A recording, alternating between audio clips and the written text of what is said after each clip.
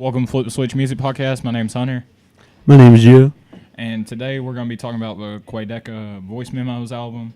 And pretty much we already tried reviewing this once and the file corrupted, which sucked. We had a full review. So basically I've had about a month to sit on this album now, I'd say. Gio, you got anything to say real quick? I haven't really listened to it after that time we reviewed it, so I'm kind of lost, but we'll see. He got a little bit of a refresher. Might need to move into the camera some more, so. But, nah. What do you think of the term YouTube rapper? Because if you didn't know, Quadeca is used to be a YouTuber, and he came up basically off doing the Styles of Raps video. Have you ever seen that? Yeah. And doing like that's what I found out about him.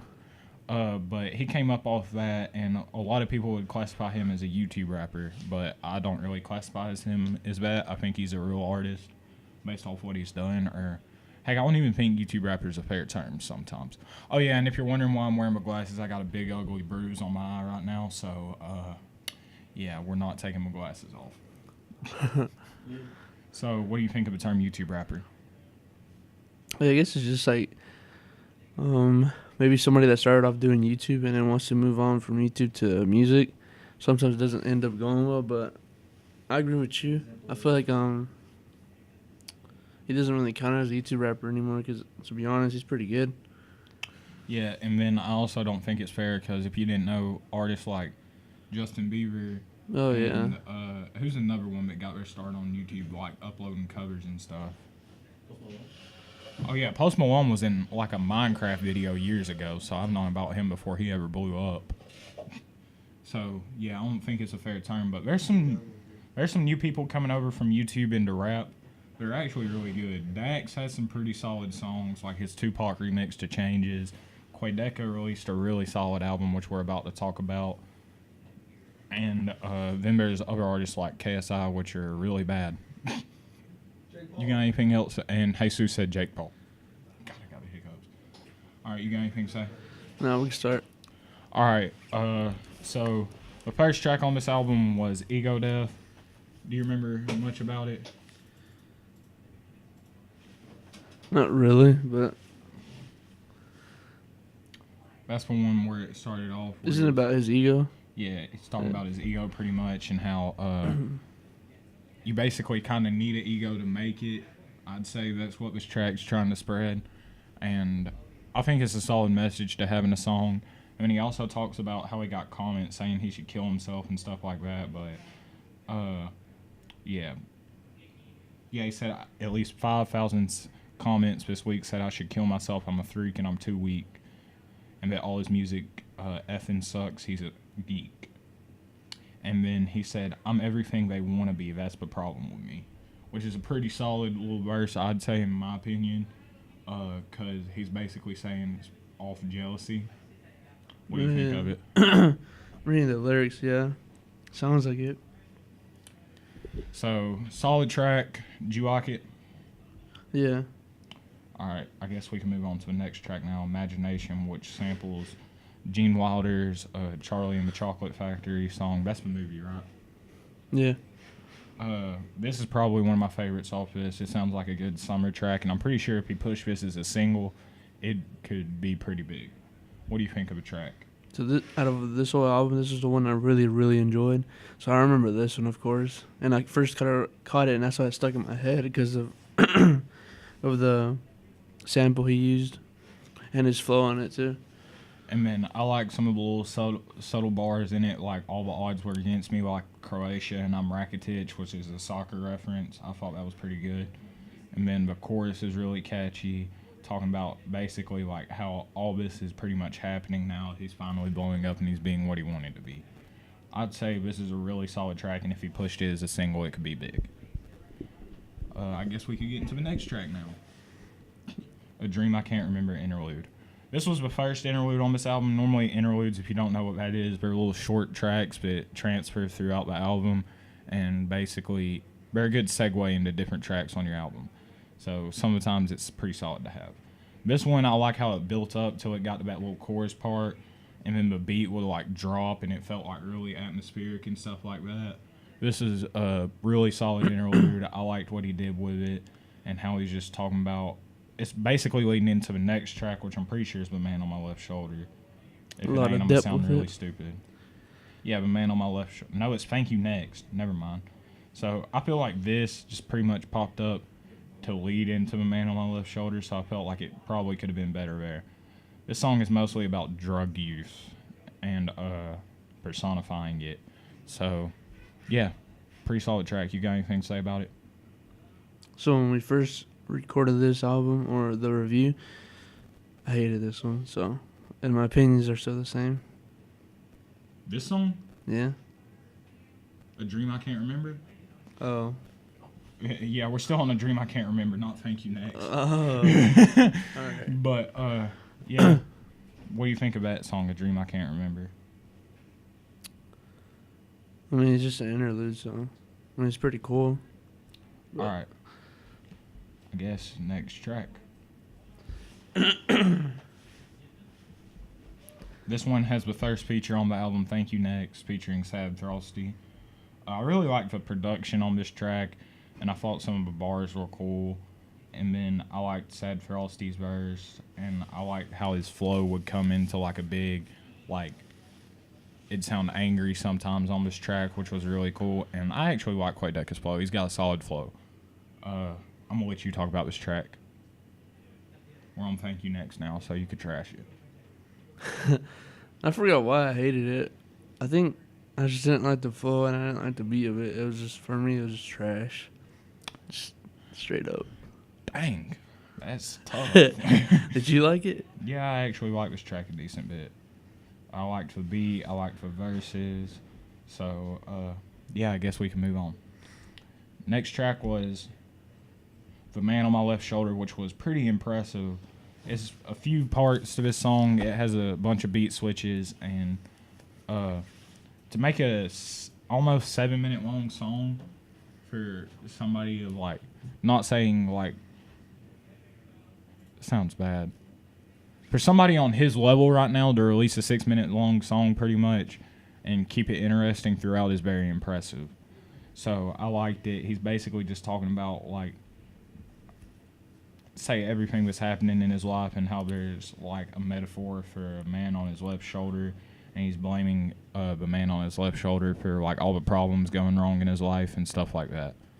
What do you think of this track?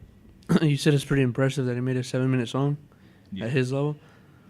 I guess that it's like it could show us how like talented he is on music, Pretty versatile too. so we can look forward to different stuff we never heard. Mm-hmm. And then, what else do we have in here? Next track is Red Dot. I didn't like this song at all. I thought it just kind of was a filler track in my opinion. Nothing too special going on here for me. So I didn't really like it. The beat was a little bit mediocre. And,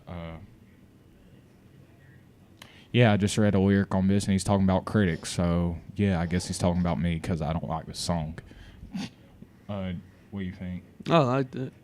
It was all right. Yeah, I mean I agree with you. It's kind of there, but It I was liked just it. kind of there. Yeah. I felt like it was on the album for no reason. I Yeah. don't feel like it fit into the album.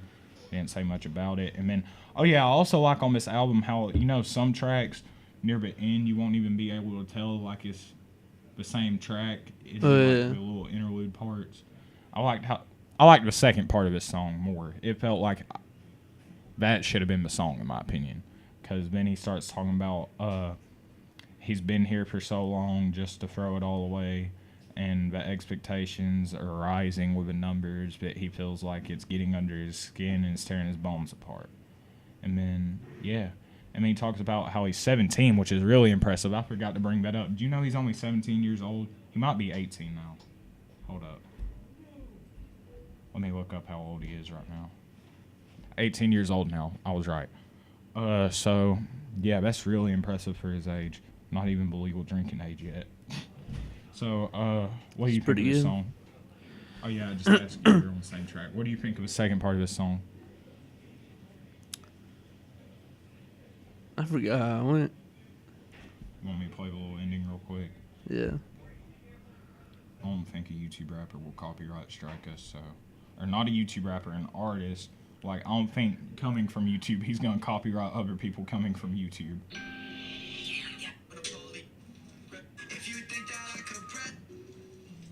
That's the second part.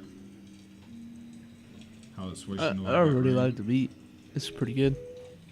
I feel like Just to throw the shit all the way. Been like that all along, cause the expectations rise with the numbers, but it's still one, I'm the only one. Gets under my skin and tears my bones apart, no Napoleon, I press up. yeah, I think that was really solid, and I think mostly those little ending tracks play into the story throughout the album, which is really cool to me. So yeah, we can move on to the next track now.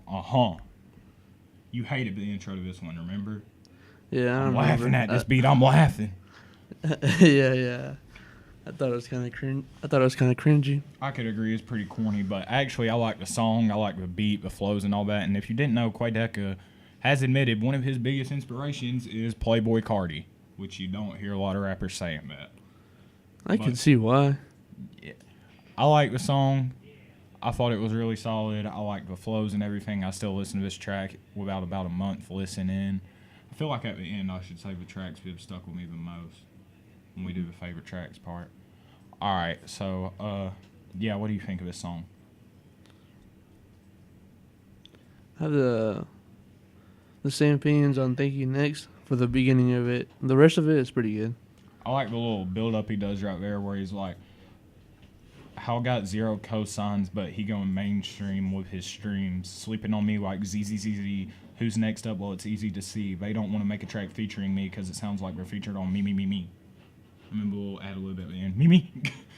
I like that part. That part's pretty cool to me. That's different. I never heard that before. I like that little build up. I agree, actually. I don't hear a lot of rappers use that style of like a build up in their flow. So that was pretty cool. Next track's Real Thing. Pretty much just talking about, again, how he's ready to be a real artist and stuff like that. And then he talks also about how he kind of doesn't believe in himself sometimes. And then he also says in this song, if I get to the top, then I'm going to reach it myself, and it's going to be easy to tell. I'll see it myself. So he's basically saying he's going to make it to the top by himself. I'd say this is a really solid track, pretty much just saying, if you want something, go chase it. And what he means by himself, what does he mean? Like he's gonna, like, not need the help of anybody, like a label or something like that. No, label. I'm sure he's saying I don't need help from a label, but I'm sure he's still like accepting help from people. I think he's saying like I'm gonna do this on my own. I'm gonna make sure I get there. You know what I mean? Yeah, because I was about to say that. Know what I mean? The music industry is kind of messed up, but I see why he would say that. Bruzy. All right. Yeah. You ready to move on to the next track? Yeah. The next track is War featuring Dax, which was probably the first single of this album. Dax is another fellow YouTube rapper or artist now. And I really like the chorus on this song. I like the beat. I like how it was hitting. Where it flows. Like, he'd build it up and he'd go really fast. And then Dax came in with a really solid verse, which delivered some stuff. He's talking about, like, who you know came from all this. Used to be a janitor. And then, even though that's kind of a meme now, but he always talks about used to being a janitor. Did they have a video over this? Yeah, they did have a video. Was it like in that neighborhood? Remember, it was like Dax was wearing basically no shirt, and then Quadeca was wearing like a jacket like he was in the North Pole or something. Yeah. So, Quadeca, if you end up watching this, was it hot or cold there? So, what do you have to say about this song? See, I remember when you played it, we were in the car, and I thought it was a hit. I really thought it was. It was really good. Mm-hmm. Shows his versatility and how I could see him progressing as an artist. I'd like to see more songs like this. This was pretty good. And Dax is good too. Dax did a really solid verse too, which made me want to check out Dax actually. And the first song I heard by Dax was with Changes Tupac remix, and I thought that was really solid. Ready to move on to the next track? Yep. Next track's Unusual featuring B-Lou, which is another fellow YouTube rapper. And I like the beat on this, just with like simple acoustic and then the whistle, I'd say. Would you say that's a whistle? That part where it's like, do you need me to play a sample? And Jesus is singing Flow Rida Whistle. Please don't sing that anymore so we don't get copyrighted.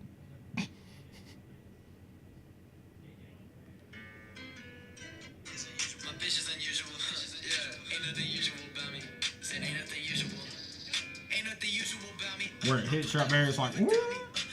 All right. I like that part.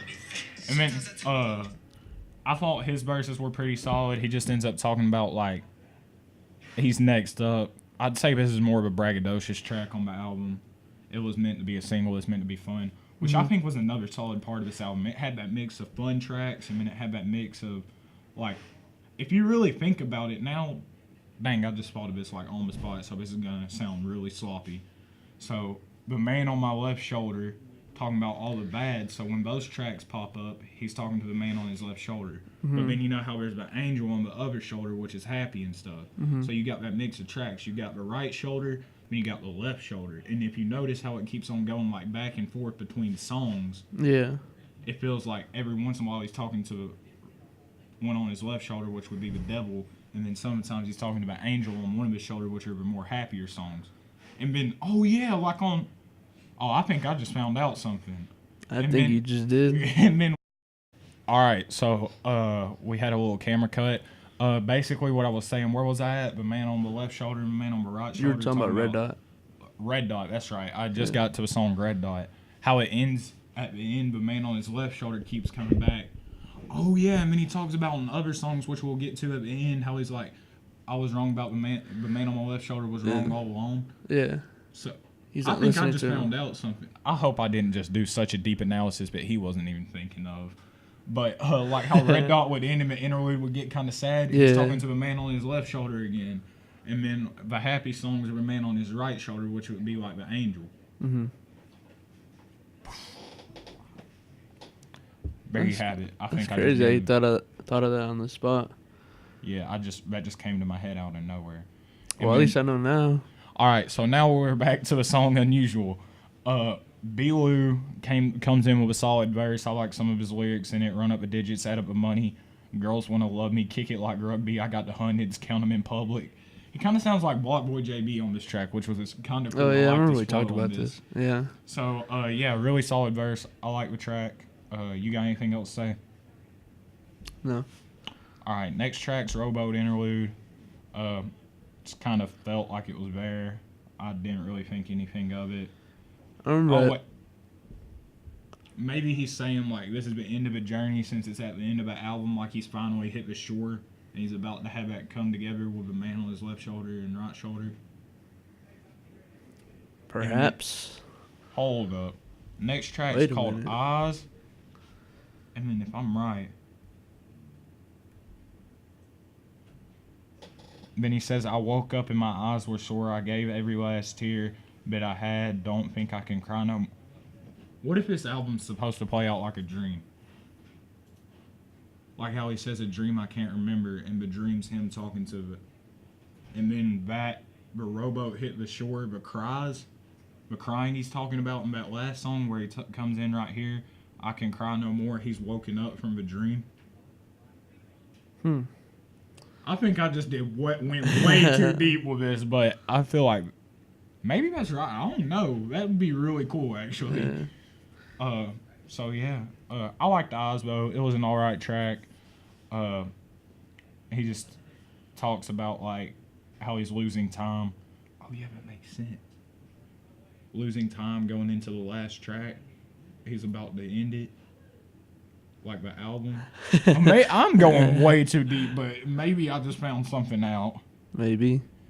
Alright, then the next track is These Days. I really loved the sample on this song. This sample was extremely good. The beat, and then the chorus, he kind of sounded like Landon Cube. Mm-hmm. You know who Landon Cube is, right? Yeah, the one friends with Little Skies. Yeah, and Cam Holler. I liked it. The chorus hit strong, and then like the verses were solid. And then at the very end of the album, we get another beat switch. And then he said, I used to make love songs when I was alone just to pretend just to pretend to feel how I do now. Thank God I'm with you now. Thank God I'm with you now. I just want to make you proud. I just want to make you proud. And then he goes in verse 3 of the second part. I was wrong about my song, The Man on My Left Shoulder, because he's been gone ever since you've called. So I'll admit it wasn't true. You're the reason I got through. I knew it was love when I knew I'd feel lost if I ever lost you. It's pretty solid. So that makes sense, I guess, because whenever you're trying to make a decision, there's always a good and a bad. You're like, what should I choose? But I guess the girl is the one that helped him make his decisions. Or maybe the girl woke him up from a dream with a call. Or that too. It's crazy. All right, that's pretty much the end of the album. You ready to do favorite tracks and least favorite tracks? Yeah. Solid album though, stuff like that. Or actually, we could start with, what would you say to the artist if he was watching this now?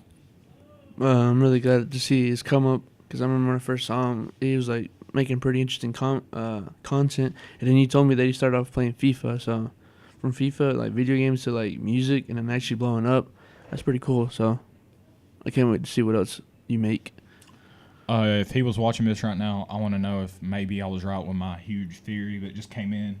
Oh yeah, in the Out of first nowhere. recording, I was trying to find out what was the man on my left shoulder so badly, but he explained it. Kind of figured it out. Yeah. But I want to know if that's true. I'm excited to see where you go. And actually, we do have a little bit of a sample of where he went, which we'll talk about in a second. His next track, not a diss track. Oh yeah. Which was solid bars, and I really want to know what you sampled on that. And he basically talks about how he's actually making it with this album and stuff like that. That was a really solid track. What do you think of that? Yeah, it was really good. So, yeah, if you're watching this, I want to know if I was right. Keep it up. That was a really solid album, and yeah. I like the artwork too. It was pretty good. I don't know what it is, but looks cool. All right, give me your favorite tracks. Imagination. These Days, and